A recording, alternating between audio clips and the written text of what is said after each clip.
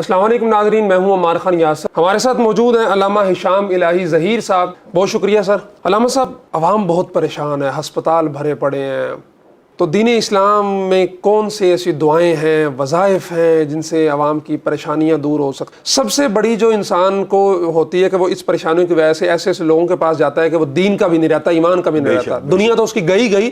یہ اتنا بڑا مسئلہ ہے عمار بھائی، پیروں فقیروں کا اکثر کاروبار اس کام کے اوپر چلتا ہے، بے اولادی پہ، بے اولادی کے. اور آپ نے اس طرح کے واقعات سینکڑوں، وہ جو آپ نے بات کی ہے کہ دنیا کی بھی نہیں رہتی، دین بھی ختم ہو جاتا ہے. یعنی ایک ایسی انسان کے اندر ایک یہ اولاد ہے نا، وہ اولاد کی خواہش ہوتی ہے کہ وہ انتہائی نیگیٹو عمل کرنے کے اوپر بھی عورتیں تیار ہو جاتی ہیں.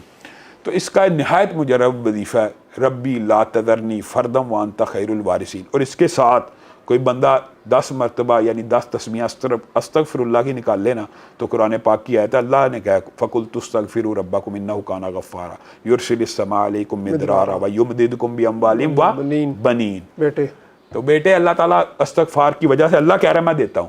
تو استغفار کی تسبیح اگر کثرت سے کی جائے، 10 تسبیح اگر ڈیلی نکالی جائیں اور اس کے ساتھ ربی لا تذرنی فردا وانت خیر الوارثین 313 مرتبہ ہر نماز کے بعد پڑھیں، اس کا بھی اثر میں نے دیکھا ہے بہت جلدی ہو جاتا ہے. جی علامہ صاحب، بہت شکریہ وقت دینے کے لیے. تو یقیناً یہ ایسے وظائف ہیں جو انسان کو عملی زندگی کے اندر بہت زیادہ فائدہ دیتے ہیں، اور سب سے بڑا ان کا فائدہ یہ ہے کہ انسان جعلی پیروں فقیروں کے پاس جا کے اپنا ایمان ڈبونے کا جو اس کا خطرہ ہے وہ اسے ٹل جاتا ہے. بہت شکریہ. السلام علیکم ورحمۃ اللہ وبرکاتہ.